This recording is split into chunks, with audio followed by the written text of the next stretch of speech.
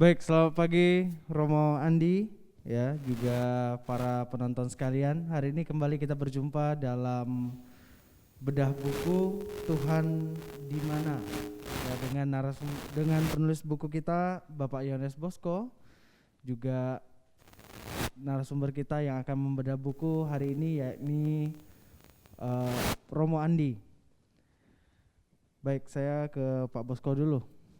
Pak Bosco, kira-kira dalam menulis buku ini di tengah pandemi corona yang kita tahu saat ini, pandemi ini sungguh memusingkan kita kan, berdampak ke pekerjaan, ya, ke kehidupan kita sehari-hari, bahkan ke kehidupan agama. Nah, apa latar belakang Pak Bosco kemudian menuliskan buku ini? Baik, Shalom Romo Andi, selamat pagi.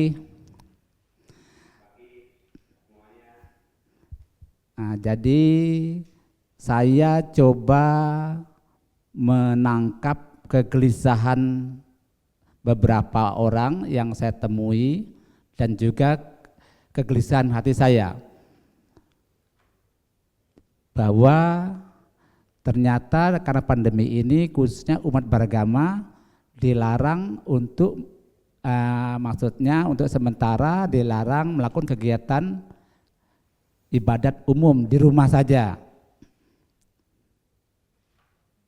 Nah, beberapa ketua umat di kampung yang saya temui juga mereka merasa gelisah karena sudah selama ini mereka selalu berusaha meyakinkan umat akan pentingnya untuk setiap hari Minggu beribadah di gereja, tetapi sekarang mereka juga yang harus menyampaikan cukup beribadah di rumah saja. Lalu timbul pertanyaan mereka, mengapa kalau kita selama ini percaya kepada Tuhan sebagai gunung batu kita, kota benteng kita, pelindung kita, mengapa kita takut untuk beribadah di gereja yang sebenarnya adalah rumah Tuhan, yang kita percaya Tuhan melindungi kita. Karena itu mungkin lalu kita bertanya, Tuhan di mana? Nah, itu menurut rasio kita, tetapi iman kita mengajarkan Tuhan tetap Maha Kuasa, tetap berkuasa. Karena itulah saya mencoba menulis buku ini untuk mendamaikan antara rasio yang selalu bertanya dan iman kita yang selama ini meyakini bahwa Tuhan itu ada. Terima kasih. Baik, terima kasih Bapak Bosco. Mungkin dari Romo kami berikan kesempatan untuk mulai membedah bukunya, Romo. Ya, terima kasih. Selamat pagi semuanya. Salam kenal. Pagi Romo. Meskipun dari jauh, ya, kita terasa di sebelah rumah, ya kan? Rasanya, ya. Meskipun sebenarnya hal ini sebenarnya itu yang paling dimusuhi sebenarnya oleh COVID sendiri, ya kan? Bahwa orang bertemu, orang berbicara, sosialisasi, berkumpul, itu justru merupakan musuh bebuyutannya COVID-19. Nah, di sini kalau kita melihat jumlah korban yang begitu banyak sampai ribuan, di Indonesia saja juga sudah banyak, apalagi di seluruh dunia. Pertemuan seperti ini seolah-olah kita itu menantang COVID sebenarnya. Menantang, artinya bahwa kita kuat, bahwa kita mampu dan bisa melawan COVID itu sendiri. Namun pertanyaan yang diutarakan tadi, kegelisahan hati kalau boleh saya bahasakan itu, kegelisahan hati seorang beriman berhadapan dengan COVID ini, itu diungkapkan dengan bagus oleh Pak Yohanes Bosco tadi. Di dalam bukunya yang saya bawa di sini, maaf ini Pak Bosco, bukunya saya coret-coret, ya. Gak apa-apa ya. Ini saya baca, ya kan, coret-coret bukunya, covernya juga bagus, ya. Hanya satu saja kritiknya, ya, satu kritik dari buku ini, ya, apakah boleh? Sebelum kita lanjut ke isi. Boleh Romo. Ya, kritik dari saya untuk buku ini adalah soal tata bahasa. Hanya melulu soal bagaimana cara menulis dengan bahasa Indonesia yang benar, begitu saja. Saya kira buku ini mungkin sudah dipersiapkan cukup lama, atau mungkin persiapan untuk penerbitannya mungkin mendadak, mungkin terlalu cepat, ya kan, sehingga tidak sempat untuk diedit lagi, ya kan. Beberapa hal, misalnya yang seharusnya huruf kecil jadi huruf kapital, seperti itu, ya. Hanya soal itu kritiknya, bukan soal isi, ya. Bukan soal isi. Isinya lancar banget dan enak untuk dibaca, dan siapapun yang membaca buku ini tidak akan pernah mengalami kesulitan, tidak pernah. Apalagi jika yang membaca itu adalah orang beriman, buku ini cepat masuk, ya, cepat mudah dipahami buku ini. Jadi begitu saja Pak Bosco, kritikan kecil, ya kan, dari saya tentang tata bahasa. Terima kasih Romo. Saya tidak mau monolog, lebih baik kita ini share, ya, saling berbagi pikiran, saling berbagi pengalaman, agar tema kita hari ini, yaitu membahas atau membedah buku Pak Yohanes Bosco ini, itu sungguh-sungguh kita alami bersama, baik secara teologis, secara filosofis, dan akhirnya nanti secara spiritualis. Itu baik kalau nanti share, ya. Saya tidak mau monolog, karena bagaimanapun juga ini pengalaman dan iman kita bersama. Pertanyaan yang diajukan Pak Bosco, bahkan dari pengantar sendiri,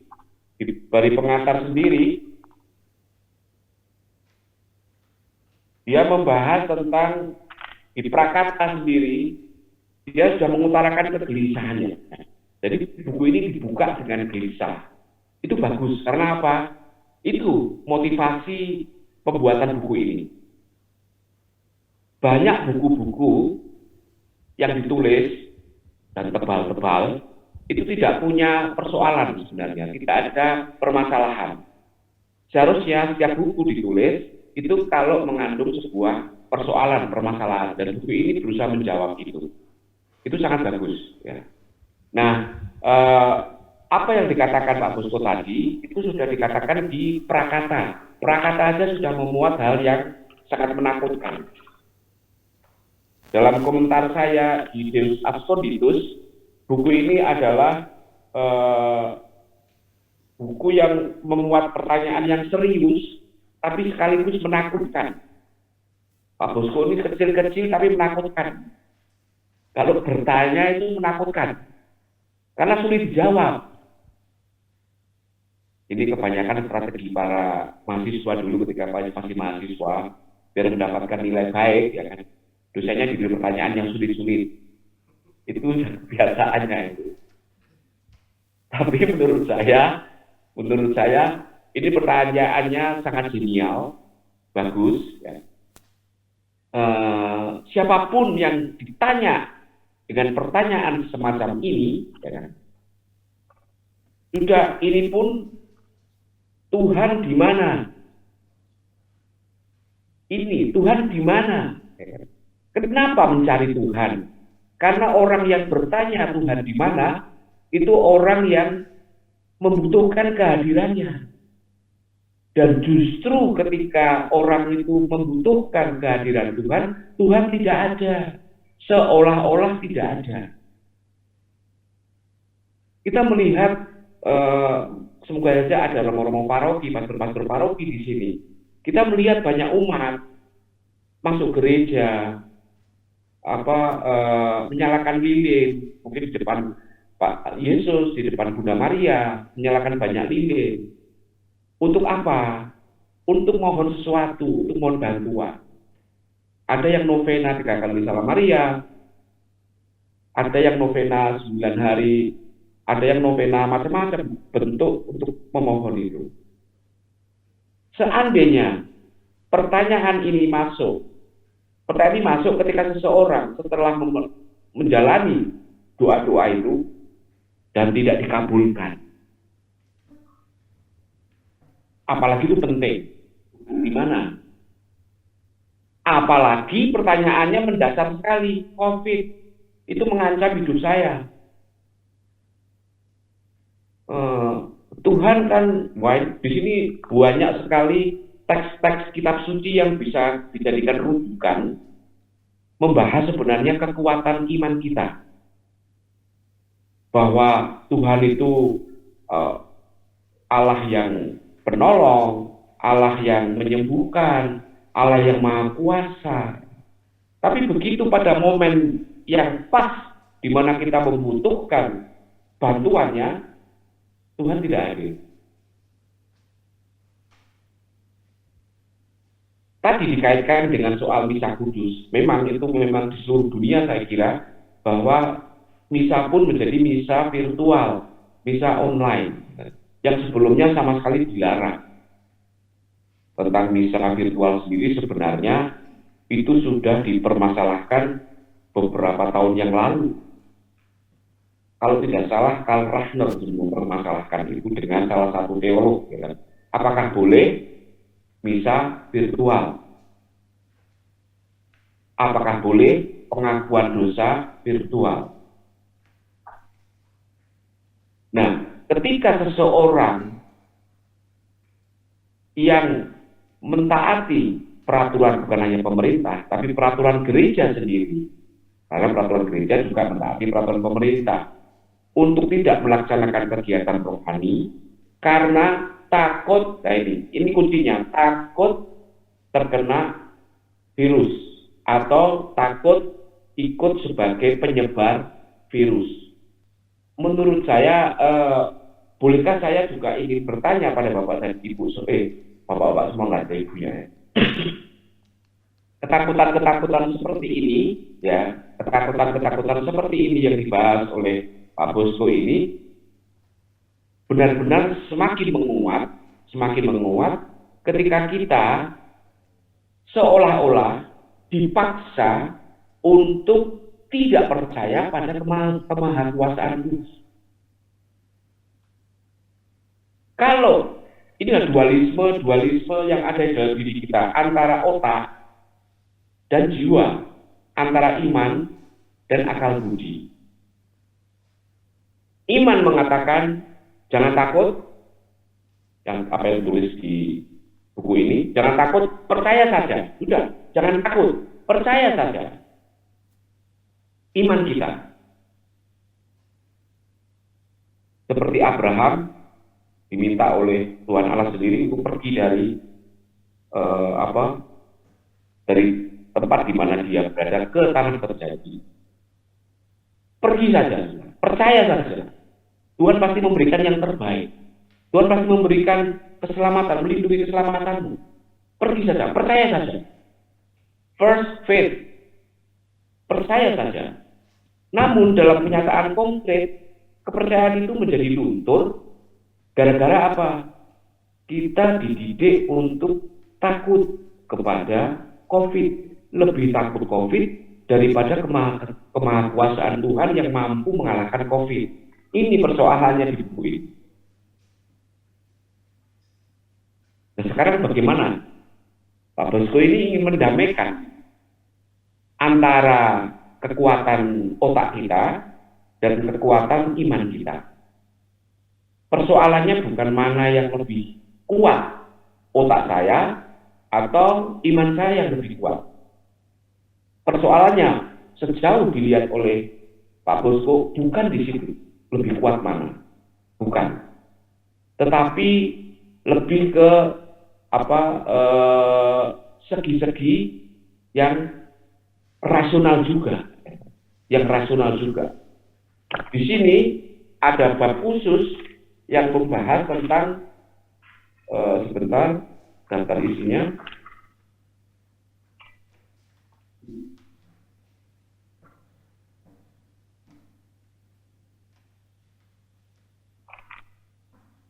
Ini ada bab 3 di bagus ini. Di sini sebenarnya kuncinya, yaitu memahami Tuhan. Bab 3 ini, memahami Tuhan. Memahami pikiran Tuhan, memahami kekuasaan Tuhan.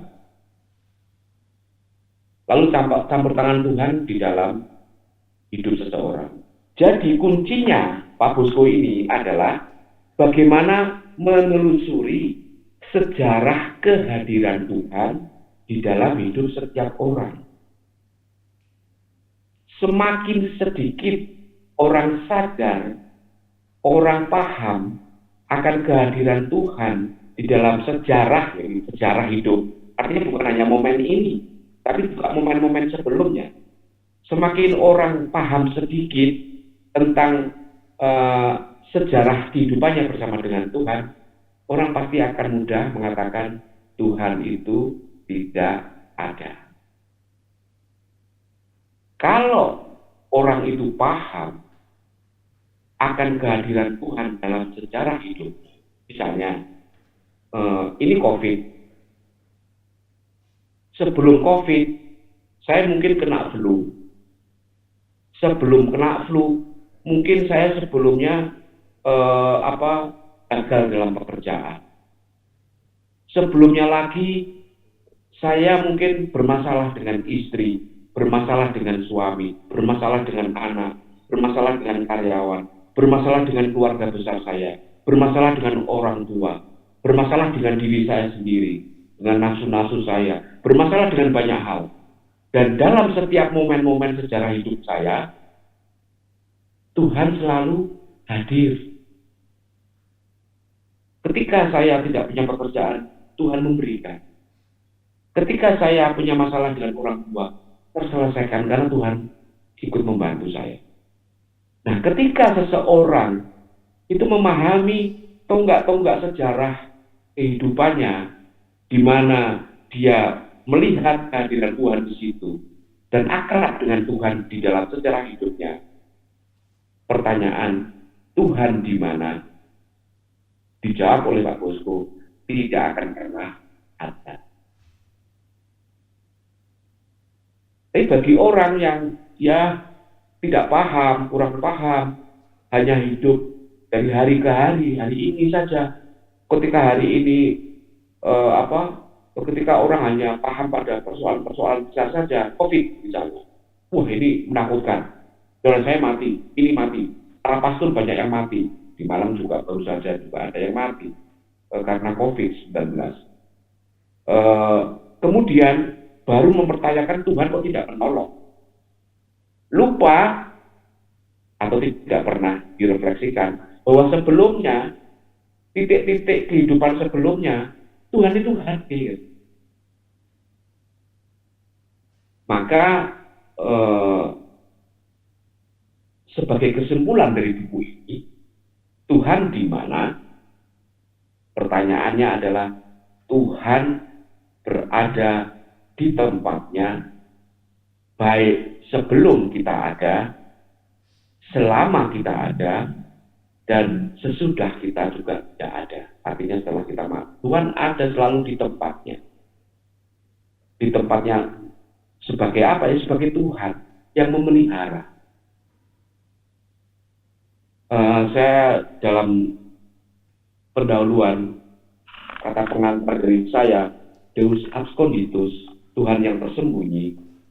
Saya mengatakan contoh yang bagus dari Martin Buber. Martin Buber dalam bukunya The Eclipse of God mengatakan, kita itu seolah-olah tidak melihat matahari. Matahari tertutup awan. Kita tidak pernah melihat matahari. Kita bilang matahari tidak ada. Matahari tidak ada. Mana buktinya tidak ada? Saya melihat ke atas hanya awan. Matahari tidak ada. seperti negara-negara di Eropa Utara sana. Saat-saat tertentu itu tidak ada siang hari, tidak pernah siang hari, malam terus. Tidak ada matahari muncul pada saat-saat tertentu.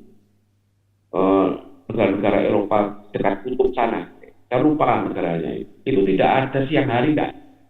Mereka bilang matahari tidak ada. Seperti kita ketika mendung, matahari tidak ada. Kita tidak sadar bahwa matahari ada di balik awan itu. Mata kita tidak mampu menembus. Maka kita mengatakan Tuhan tidak ada. Namun, kata Martin Buber, jika kita ingin tahu dan sampai kepada Tuhan, kita harus mampu melewati awan-awan keraguan, awan-awan ketidakpahaman kita, agar di balik sana kita bisa melihat ternyata Tuhan tetap berkarya. Buku dari Pak Bosco, Tuhan di mana? Ini sebenarnya kesimpulannya itu ada menjelang akhir di buku. Bahwa ternyata iman yang kita pegang itu mampu mengalahkan segala ketakutan sebesar apapun. Untuk sementara dari saya itu dulu, ya. Mungkin bisa dilanjutkan dengan diskusi atau monggo silakan. Romo untuk penjelasan buku dari isi buku tersebut. Nah mungkin dari antara yang hadir mungkin ada yang mau bertanya atau bagaimana, saya persilahkan. Atau Pak Bosco menanggapi. Ya. Jadi terima kasih Romo, karena atas penjelasan Romo sebenarnya mengapa kita selalu mempertanyakan Tuhan di mana, karena sebenarnya apa yang saya tulis di situ kita mempunyai iman tukar guling Romo. Kita merasa bahwa dengan kita telah menyembah, mengabdi, memuji Dia berhak dan berkewajiban mengabulkan semua permintaan permohonan kita. Padahal itu melulu kehendak Allah. Bahwa kita berhak meminta dan memohon, namun Allah sepenuhnya berhak mengabulkan atau menundanya atau bahkan menolaknya Romo. Begitu Romo.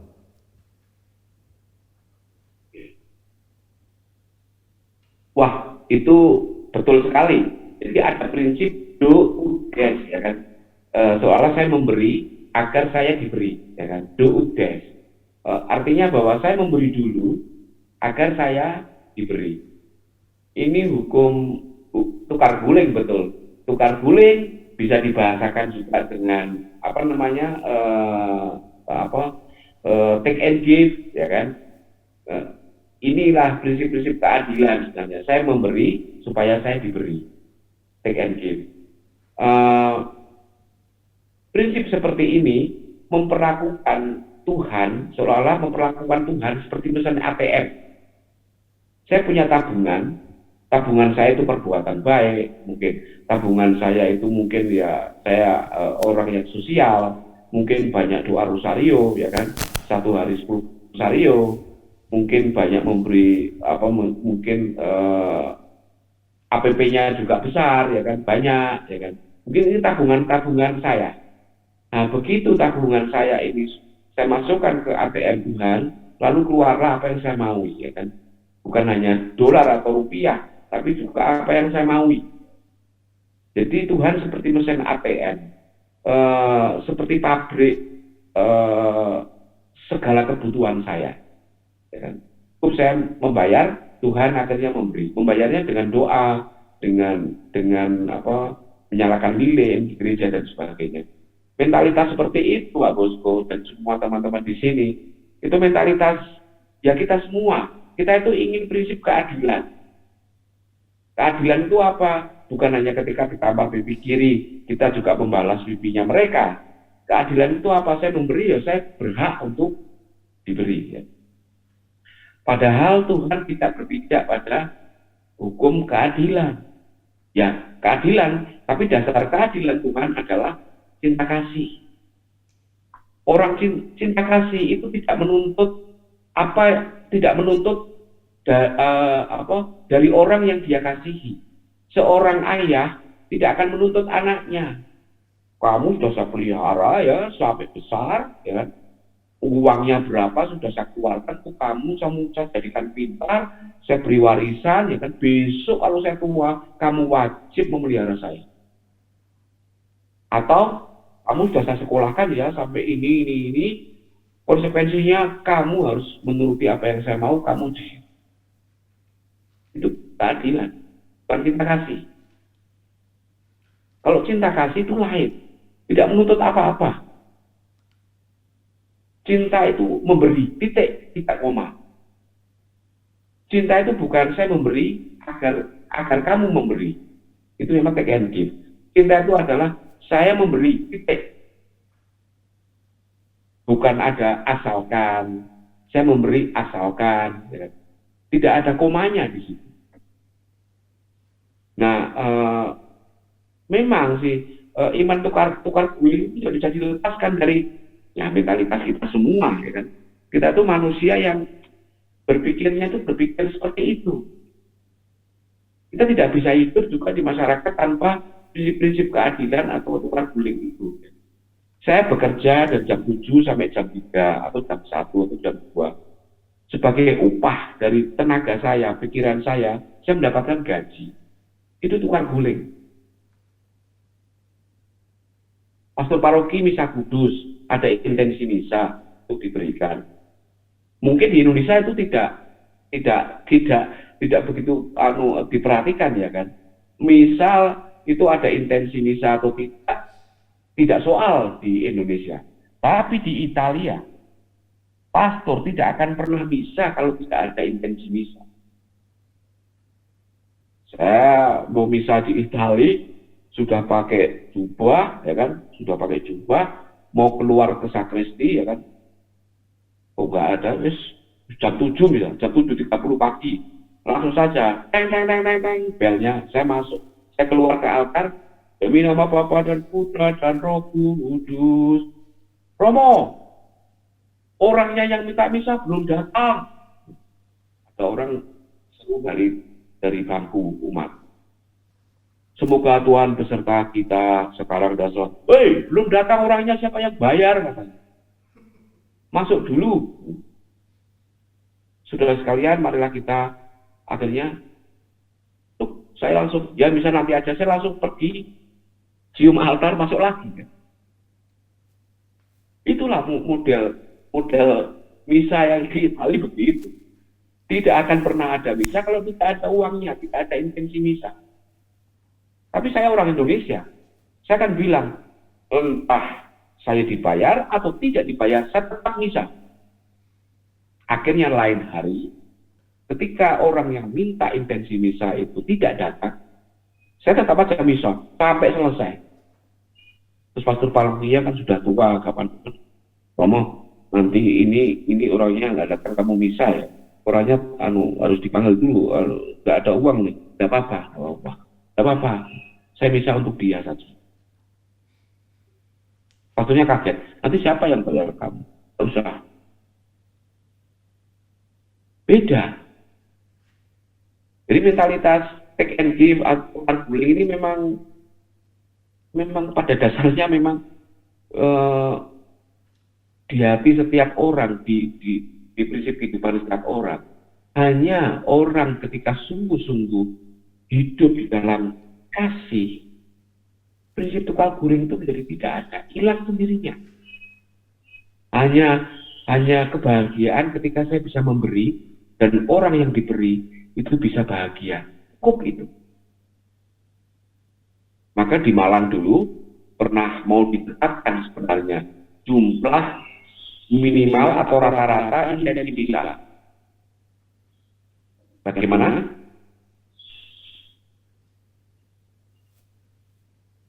Bagaimana saya tidak mendengar? Ya, silakan. Silakan Pak Bosko. Nah, ini Romo, saya juga ada hadir ini saudara kita Romo dari GMI ya, Pak Baruji ya. Silakan Pak Wah, Baruji. betul. Selamat datang. Pak Baruji. Silakan. Terima kasih. Selamat pagi Ya. kita semua. Romo yang saya kasihi, Bapak-bapak sekalian. Ya. Saya sungguh bangga karena di saat kita berhadapan dengan pandemi, kita juga dibukakan satu pemikiran, bahkan semakin mempertebal iman. Mengapa saya mengatakan seperti itu? Karena saya selama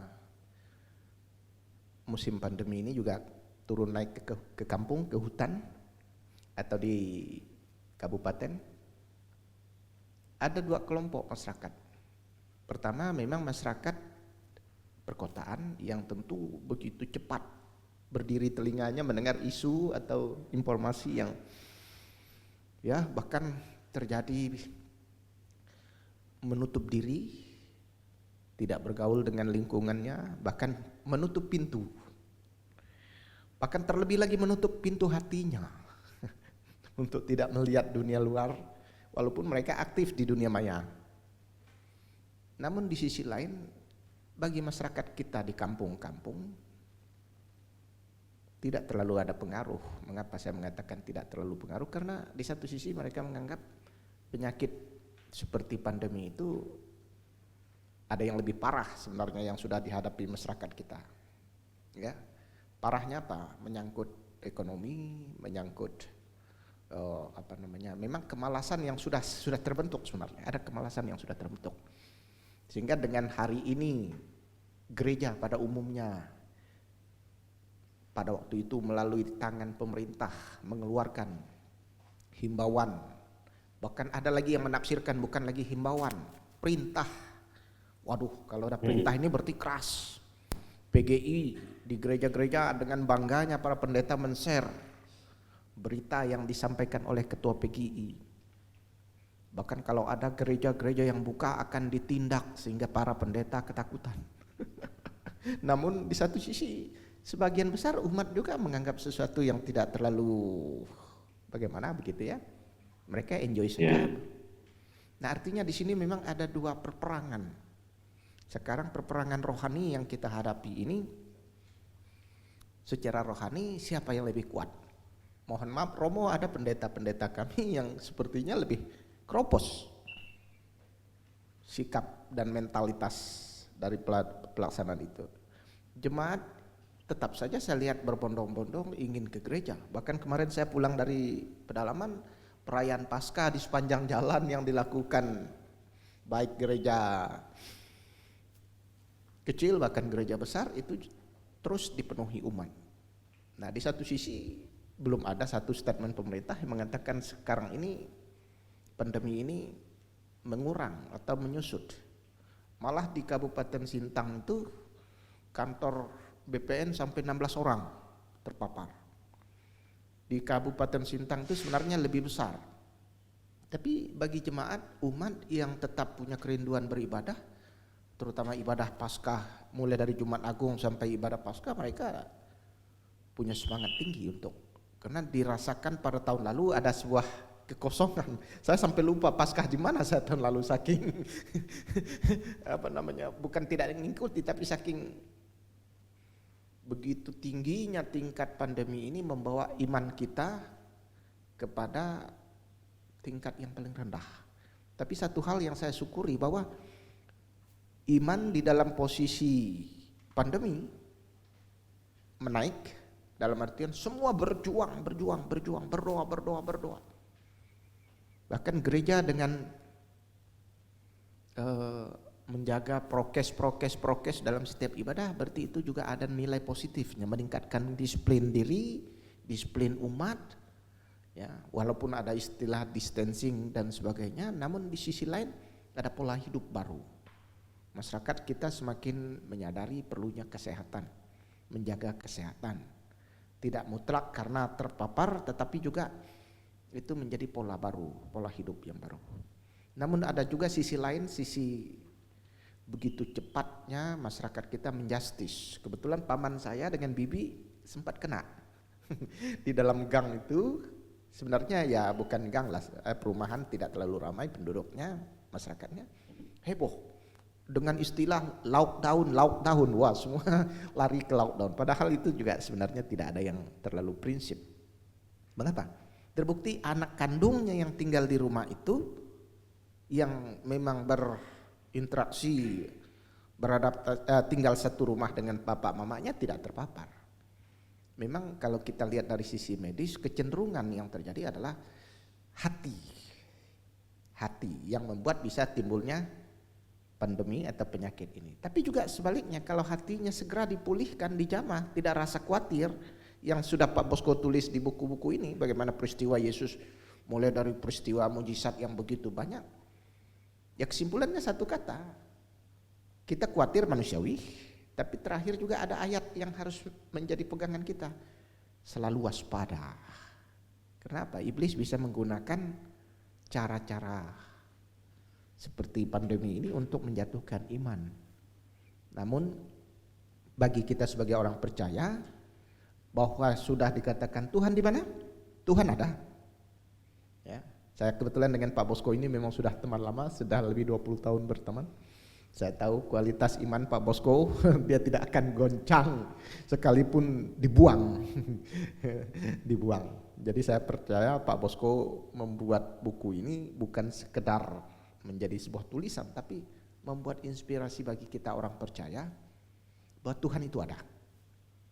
Masalah Anda sakit atau Anda itu kena pandemi atau terjangkit bukan domainnya orang sehat atau tidak sehat. Bahkan pendeta saya di Jakarta itu sekum gereja kami, ya karena dia lalai, abai. Suatu saat habis Natal tahun lalu, mereka suami istri pergi keluar kota, menikmati suasana santai. Saat mereka bersantai, dilihatnya tempat itu bersih di sekitar puncak Bogornya. Mereka lalai, abai. Tapi sebenarnya kembali kepada hati, sampai sejauh mana kita punya kekuatan iman, sampai sejauh mana kita punya hati yang tetap tenang menghadapi berbagai persoalan termasuk pandemi ini. Kalau sampai ada pun yang korban, memang sebenarnya pandemi ini membuat orang sampai korban itu karena memang sudah ada penyakit bawaan, tidak bisa dipungkiri, yang memang sudah ada penyakit bawaan ditambah lagi dengan hatinya tidak tenang, maka kembalilah. Dan itu juga sebagai, kalau kita lihat dari angka yang meninggal karena pandemi ini dibandingkan penyakit yang sebenarnya lebih kronis dari ini, saya pikir lebih banyak. Hanya karena ini kalau dilihat tidak saja dari satu sisi iman, sebenarnya kalau mau jujur hari ini penyakit ini sudah menimbulkan bisnis baru yang menggiurkan. Contoh, kemana-mana penerbangan harus menggunakan PCR atau paling rendah itu Genus. Ya, Genus sekarang pun semua uang. Nah, saya 2 minggu lalu ke Jakarta dengan mengambil tiket lebih murah daripada hanya PCR. Kebetulan Kalbar kembali atau masuk ke Kalbar harus PCR. Ini menjadi sebuah bisnis. Padahal dibandingkan akurasi yang kemarin saya buktikan dengan istri saya, kami bantu antigen di bandara 200.000 yang waktunya tidak sampai 5 menit, ya, mengambil sampel dari hidung 2 lubang hidung, sedangkan PCR lubang hidung 2 plus tenggorokan. Berarti saya bilang, Nyonya kalau begini udah 60-70% sebenarnya PCR dibandingkan hanya antigen yang 2 lubang hidung nilainya 200.000, PCR kalau 1 hari 900.000 dengan 3 lubang tenggorokan 2 hidung yang waktunya hanya beberapa jam. Nah, di sini sudah nampak sekali memang satu sisi kita tidak menjustis ya, tapi fakta terjadi bahwa bisnis medis sangat kental. Nah, oleh sebab itu akhirnya apa? Berdampak kepada pergerakan masyarakat yang tidak bergerak, yang terbatas, peluang ekonomi yang akhirnya membuat masyarakat tidak berinteraksi, bahkan warung tetangga juga sampai dikolabkan oleh sesamanya karena tidak saling berbelanja. Aduh. Tapi sebaliknya, buku ini sudah mengatakan Tuhan di mana? Saya dari awal Pak Bosko sudah telepon saya untuk hadir, ada Pak Bosko, Tuhan ada di tahtanya. Dalam hal ini kita tetap bersukacita. Pandemi membuat kita juga semakin waspada, tetapi juga tidak mengurangi rasa kita bersyukur kepada Tuhan, kita tetap menyembah Tuhan, kita tetap beribadah kepada Tuhan dengan semakin saling menjaga dalam artian mungkin sisi kebersihan kita. Kalau memang sakit, ya tidak mesti dia tinggal tidak ke gereja, tapi juga bagaimana dia mengatasi sakitnya, katakanlah dengan membawa sapu tangan atau menutup hidung dengan masker dan cuci tangan yang juga dijadikan prokes di gereja. Artinya saya mau katakan bahwa Tuhan ada dan Tuhan sudah berkarya sekalipun melalui sakit penyakit yang mungkin sebagian orang menjadi momok, menjadi hal yang menakutkan, tapi bagi anak-anak Tuhan, bagi gereja itu menjadi sebuah spirit baru untuk memenangkan banyak jiwa. Saya katakan kepada teman-teman, mengapa seorang corona yang kita tidak lihat, kalau dibilang orang ya seperti seorang corona yang begitu gencarnya dia menggemburkan mengangkat spirit untuk dia pergi dari Wuhan sampai ke seluruh dunia. Sekarang penginjilan kita ada di mana, Romo? Nah, jadi saya pikir ini juga semangat atau spirit penginjilan, pemberitaan Injil, pemberitaan kebenaran. Jangan kalah gesit dengan si corona yang sekecil itu yang tidak kita lihat. Spiritnya ini yang harus kita ambil. Loh, corona saja yang kita tidak kenal dia seperti apa bentuknya, dia mampu menggoncangkan dunia.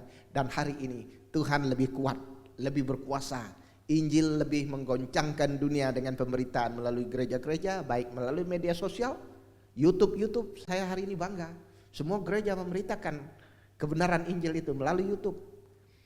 Para romo, para pastor, para pendeta semua berlomba dan itu langsung menyentuh ke telinga personal umatnya yang memang mencari Tuhan.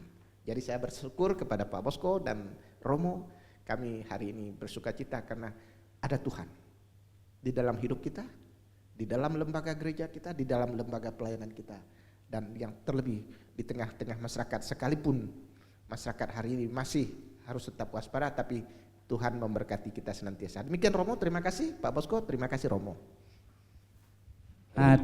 Terima kasih Romo. Saya juga begini Romo. Jadi saya dalam diskusi dengan teman dari salah seorang penginjil, dia pernah bertanya kepada saya, yang membuat pandemi itu siapa Pak Bosko? Jadi dia ditanya orang, dia bilang bukan Tuhan. Jadi dia menanya, kalau menurut Pak Bosko yang buat pandemi itu siapa? Saya bilang, saya tidak tahu. Kalau saya tahu berarti saya sudah tahu pikiran Tuhan. Itu Romo, terima kasih. Menurut saya itu juga pertanyaan sulit. Silakan dulu siapa yang anu. Silakan moderator. Baik, terima kasih. Saya Kristianus, sekarang salah satu pengajar di Sekolah Tinggi Agama Katolik Negeri Pontianak untuk program Magister Teologi Katolik. Buku ini tentu menambah referensi mengenai pengetahuan tentang iman. Kebetulan saya bukan berlatar belakang teologi, tetapi mengajar mahasiswa teologi. Ya, saya mengajar metodologi di sana, ya, dan sosiologi agama. Pak Bosko, ketika buku ini belum jadi sudah menghubungi saya. Ya, kebetulan beliau ini berteman sudah sangat lama, jadi tahulah bagaimana kiprah beliau dan apa yang ada di dalam buku ini tentu memberikan banyak renungan, karena buku ini juga ditulis dari hasil renungan, bukan ditulis dengan data atau apa ya. Saya melihat diambil beberapa dari internet gitu ya. Lebih banyak renungan lah ya, karena dia ini renungan ya, saya juga merenung kalau lagi membaca buku ini. Dan saya sepakat dengan Romo tadi, memang perlu edisi revisi nanti di edisi revisi itu nanti mungkin karena saya menemukan banyak kata yang hurufnya kurang dan segala macam gitu ya, tapi tidak terlalu mengganggu sih karena kita mengerti apa yang ditulis tuh. Cuman memang saya juga ingin mengusulkan kepada Pak Bosko ini agar nantinya beberapa item di dalam buku ini ditambah ya, ditambah. Ini kayaknya memang menulis karena renungan tadi itu, jadi menulisnya juga seperti mengejar deadline gitu kan. Ya jadi misalnya kita lihat tentang bab 4 gitu ya. Bab 4 tuh menurut saya bagus ya. Beberapa segmen perlu ditambah, demikian pun juga bab 5 berkat di balik wabah corona. Tadi Pak Pendeta misalnya sudah bersaksi gitu ya, bagaimana iman justru makin kuat, makin kita makin dekat dengan Tuhan gitu ya. Karena sekarang itu altar itu tidak lagi adanya di gereja saja. Di rumah saya ada 2 altar ya. Jadi karena musim medsos ini kadang-kadang juga membuat kita harus kreatif supaya gambar yang ditampilkan itu juga ada variasinya. Jadi kadang di sudut ini ada altar juga, di sudut satunya lagi ada lagi altar gitu. Jadi kita makin dekat dengan Tuhan ya, makin dekat dengan Tuhan. Dan kita juga membaca di medsos tiap hari teman-teman dan sahabat meninggal gara-gara medsos ya, sehingga kita juga semakin bukan takut akan Tuhan gitu ya, tapi kita juga nggak tahu kita akan mengalami apa dalam sisa-sisa hari yang akan kita lalui gitu loh. Karena sahabat-sahabat dekat kita yang kekar bugar, badannya lebih tegang lebih kekar dari kita, loh kok kalah kena barang itu gitu kan, kena barang itu. Jadi mungkin nanti berkat di balik wabah corona ini perlu ada tambahan-tambahan lagi Pak Bosko ya, supaya buku ini nanti makin menjadi rujukan yang baik gitu ya.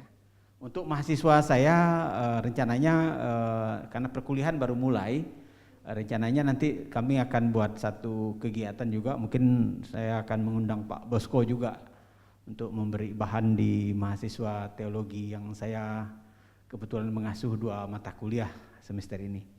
Itu saja Romo dan Pak Bosko, terima kasih. Saya berharap Pak Akyat juga harus bicara nih. Baik, terima kasih. Selamat pagi Romo. Pagi. Wah, kenal saya ini. Iya, Sahabat gemuk. Saya Petrus Kanisius Romo, dulu adik kelasnya Romo di STFST di Malang ya. Ini dengan Bosko. Ya, wah itu. Ya, itu. Nakal dulu dua-dua ini. Itulah ya.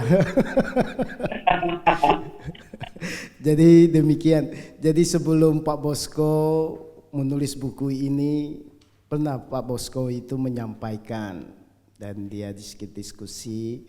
Dan dia mengatakan, saya ingin menulis sebuah buku dan ini merupakan suatu ya permenungan dia. Saya mengatakan, apa itu bos? Saya mau bertanya, di mana Tuhan di tengah pandemik ini? Saya mengatakan bos, hati-hati itu bos, saya bilang kan. Bagi kita mungkin, tetapi mungkin bagi orang-orang tertentu ini menjadi suatu permasalahan. Tapi kemudian saya berbicara dengan Bosko. Tapi boleh itu bos, karena ini dalam kondisi yang memang real, konkret, yang sedang dihadapi oleh umat kita, masyarakat kita, negara kita, bahkan dunia saya bilang ya. Tetapi saya punya juga kekhawatiran kalau buku ini nanti jadi, saya bilang permenungan, bisa terjadi mungkin orang akan tidak lagi percaya kepada Tuhan.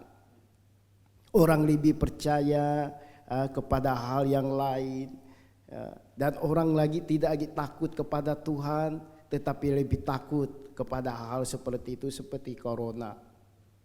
Dan ini kan sudah tampak, ya kan, orang takut untuk bergaul, berelasi, ya kan, bersosialisasi, ya seperti Pak Pendeta tadi mengatakan, menutup diri, ya kan.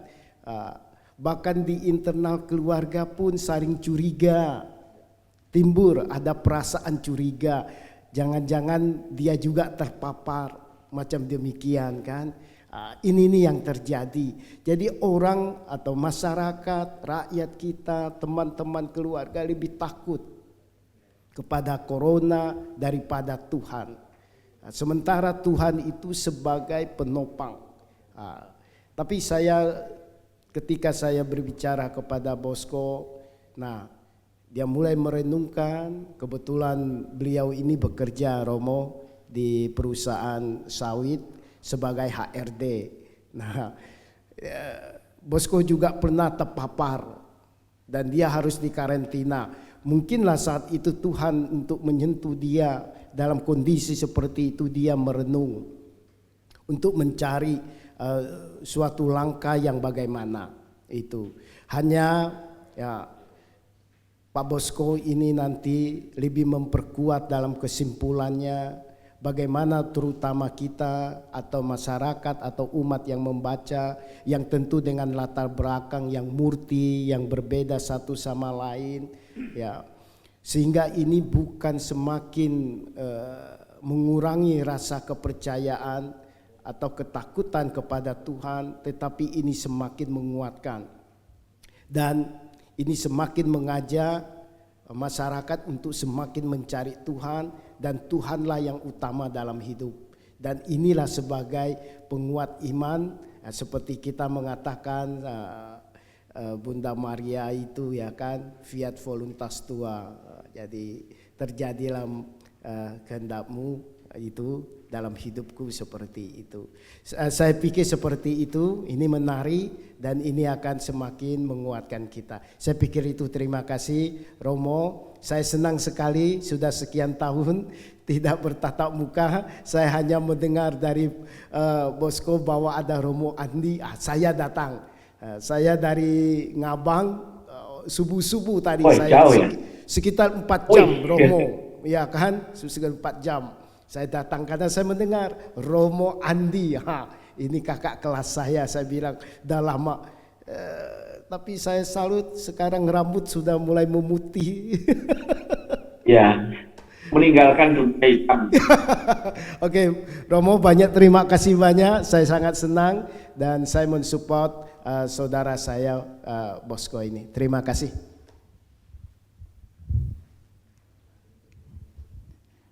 Itu yang ada dari PMKRI ya. Nah, coba silakan juga bisa bertanya. Ini dari PMKRI, Romo. Oh ya. Sudah. Cek. Baik, selamat pagi. Terima kasih atas kesempatannya. Salam kenal Romo dan Bapak-bapak. Terima kasih Pak Bosco khususnya untuk dalam kegiatan bedah buku Tuhan dengan judul Tuhan di Mana hari ini ya. Sebelumnya perkenalkan saya Francisca Mersita, diutus teman-teman dari PMKRI. Saya mau sedikit sharing sebenarnya. Awal kedatangan saya mengikuti bedah buku ini. Awalnya saya merasa terkejut diutus teman-teman untuk mengikuti bedah buku. Wah, kegiatan apa ini? Saya belum pernah mengikuti walaupun saya sebagai seorang mahasiswa kan. Jadi awalnya saya agak ragu, tapi pikiran saya terus sharing juga sama teman-teman yang suka baca. Kamu harus ikuti itu sebagai ajang untuk belajar katanya, biar kamu tahu. Jadi saya dikasih buku ini, saya lihat judulnya, teman-teman pada bilang ini luar biasa menarik bukunya. Menarik dengan judul Tuhan di Mana berkaitan dengan pandemi saat ini. Saya pikir memang luar biasa juga. Memang di dalam buku ini saya walaupun saya baca belum semua ya Pak. Saya baca baru sebagian. Tapi di sini memang pergumulan yang kita hadapi saat ini sudah terjawab dengan buku ini. Walaupun saya sepakat dengan apa yang tadi Bapak siapa tadi? Pak Kris sampaikan, memang mau ada edisi revisi terkait tata penulisan dengan spasi. Saya lihat ini bukan dibilang salah, tapi biasa kalau ada kekeliruan, ada kekurangan kata-kata. Saya menemukan di sini ada spasi alineanya tuh di halaman 80. Ini tidak ada spasi alinea tapi rata dengan penomoran. Tapi saya pikir ini tidak terlalu jadi masalah ya Pak. Untuk yang lain-lain saya tidak mau banyak berbicara mengkritisi buku ini karena saya pikir sudah bagus, sudah sangat membantu untuk dibawa ke kampung. Saya pikir ini bagus untuk membuka pikiran umat di sana karena Pak, jujur selama pandemi ini saya masih semester 4 kalau nggak salah pandemi ini berlangsung di kampung. Saya pulang, saya ditakuti karena pulang dari Pontianak. Saya dijauhi semua orang, saya merasa sedih di situ.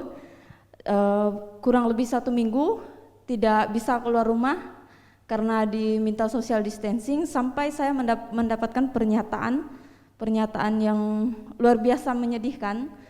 Saya menggendong salah satu anak warga di kampung. Ternyata kembalinya anak itu ke tangan orang tuanya sampai di rumah, mereka menyatakan, kenapa dikasih ke Mercy, katanya anak saya. Dia kan baru pulang dari Pontianak, kalau ada apa-apa siapa yang mau tanggung jawab? Tapi saya mencoba berpikir positif, wajar saja orang mau waspada kan. Ya sudah, nggak terlalu masalah juga. Tapi semoga tidak terjadi apa-apa, dan puji Tuhan tidak terjadi apa-apa sampai hari ini. Kita yang teman-teman kuliah di Pontianak pun masih aman-aman saja. Artinya berkaitan dengan kaitannya dengan rasio melawan iman ini, rasional kita tuh lebih kuat sekarang. Berpikir takut, tapi nggak ada jawaban. Kita lupa dengan iman. Di sini sangat membantu sekali. Saya tidak paham gimana caranya membaca Alkitab karena kan untuk menghubungkan satu dengan yang lain itu agak kesulitan, tapi di dalam buku ini luar biasa sangat membantu. Saya pikir itu saja sih Pak yang dapat saya sampaikan. Terima kasih Romo dan Bapak-Bapak.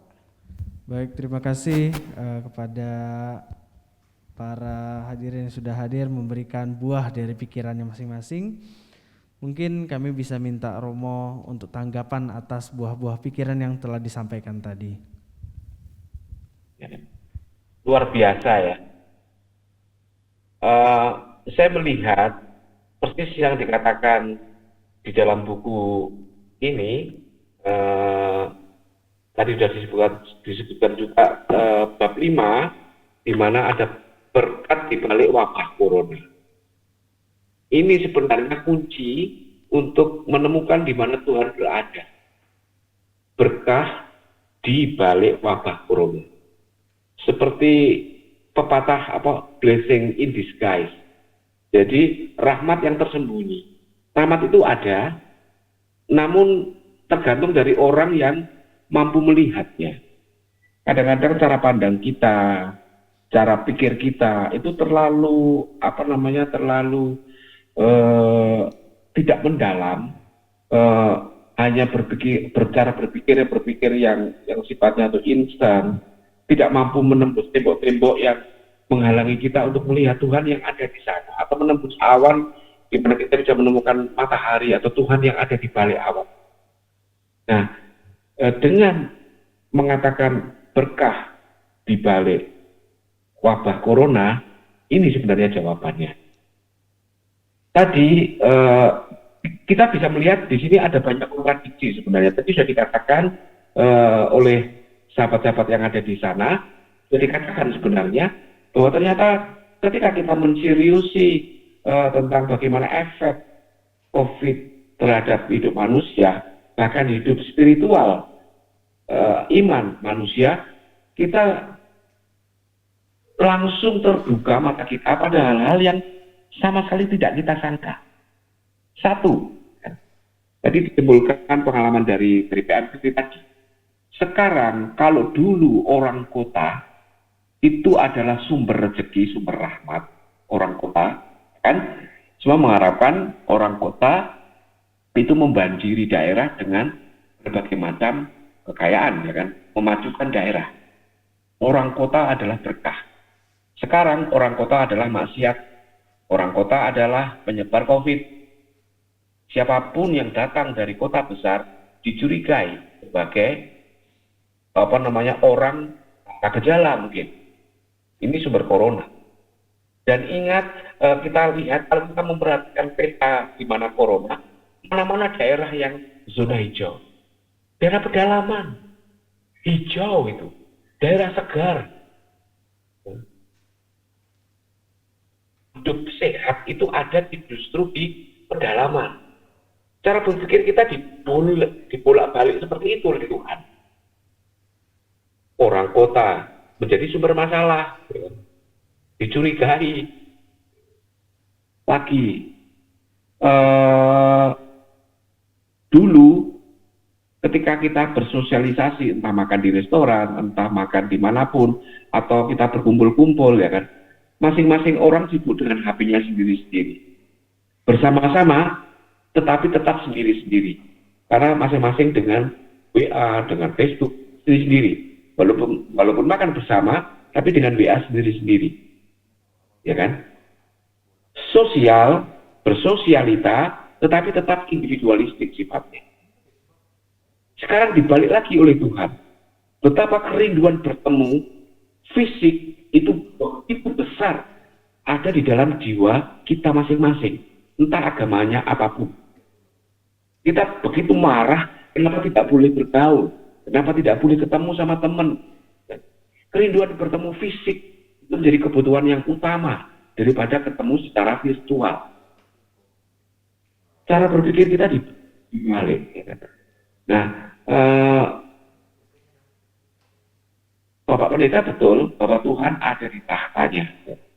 Itu yang menjadi kunci penenang kita sebenarnya. Jangan takut, percaya saja bahwa di balik awan itu ada Tuhan yang selalu berkarya dan berkarya untuk kita, meskipun dengan cara kebalikannya. Dengan cara kebalikan.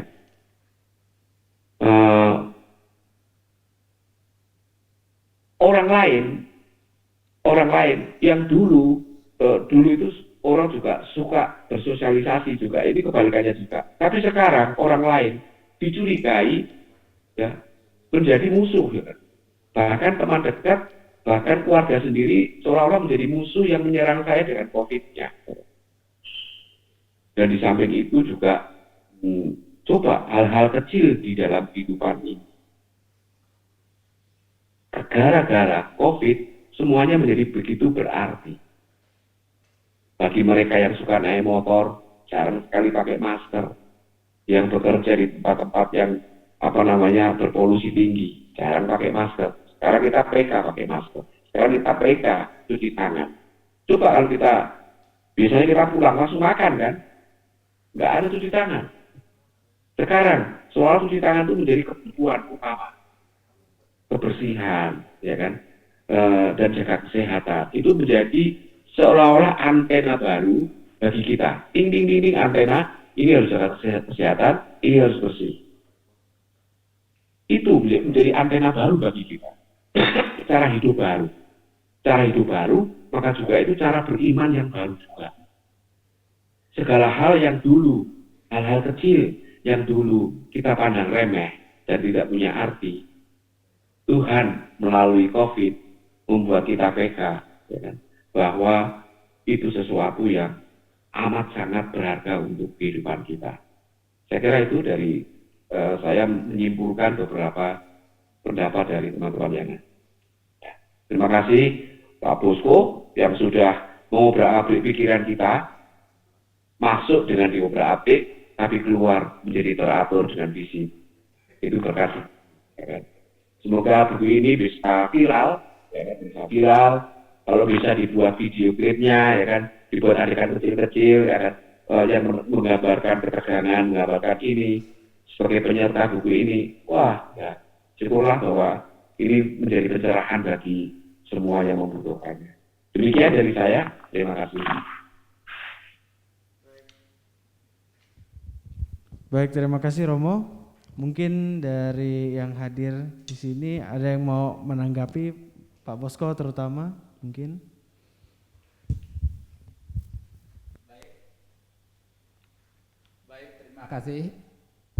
Terima kasih Romo. Jadi saya selalu menyarankan kepada teman-teman atau kepada pembaca buku ini, saya bilang kalau Anda hanya membaca sampai bab 2, Anda menjadi seorang bid'ah. Saya berhasil mengubah Anda menjadi bid'ah. Tetapi kalau Anda membaca sampai habis, buku ini dapat mengubah Anda menjadi orang beriman dan berasionalis. Jadi saya bilang begitu. Yang kedua, jangan pernah coba mengejar kebijakan Tuhan, karena kita tidak tahu dan tidak pernah dapat. Biarlah Allah tetap sebagai misteri, karena kalau Allah tidak misteri, Allah tidak menarik lagi Romo. Sekian, terima kasih Romo. Ya.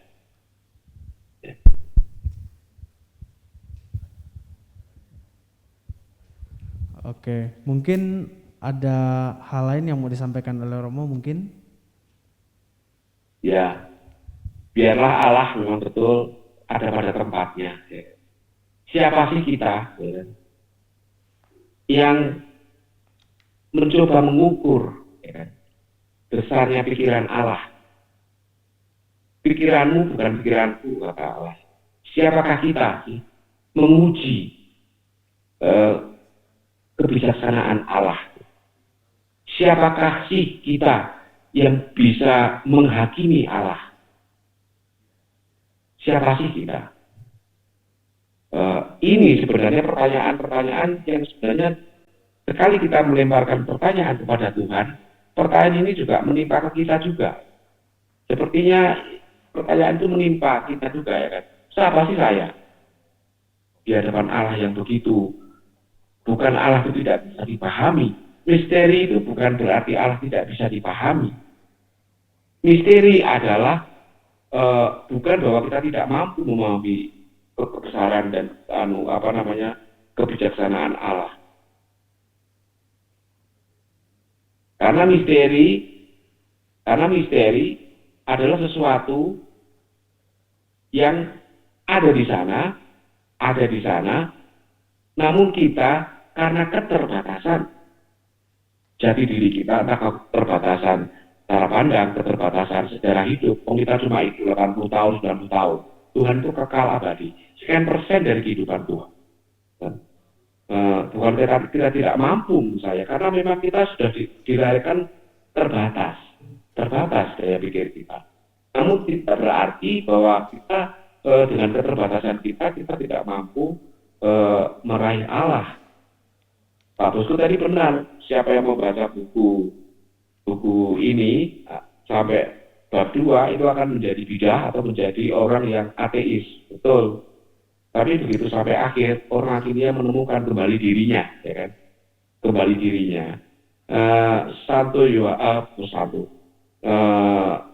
Sekarang sudah Bapak Yohanes Paulus kedua, Yohanes Paulus kedua, dalam bukunya Fides et Ratio itu jelas sekali. Dalam bukunya Iman dan Akal Budi, ya. Dalam Fides et Ratio, dua ini, iman dan akal budi, itu seperti dua sayap. Dua sayap yang membuat kita itu terbang, semakin mengenal Tuhan. Kita mengenal Tuhan dengan iman, kita juga mengenal Tuhan dengan akal budi. Pak Bosco pintar sekali. Dia membawa kita dengan sayap iman dulu, dengan sayap akal budi dulu. Lalu kemudian di akhir-akhir setelah bab 3 dan seterusnya, Pak Bosco membawa kita terbang menuju ke pemahaman tentang Allah dengan sayap iman. Akhirnya tadi perdamaian antara iman dan rasio tadi. Itu adalah dua sayap yang membuat kita semakin mengenal Allah. Dan kalau kita sudah semakin mengenal Allah, kita semakin mengenal diri sendiri. Itu persis dikatakan oleh Yohanes Paulus dalam Fides et Ratio.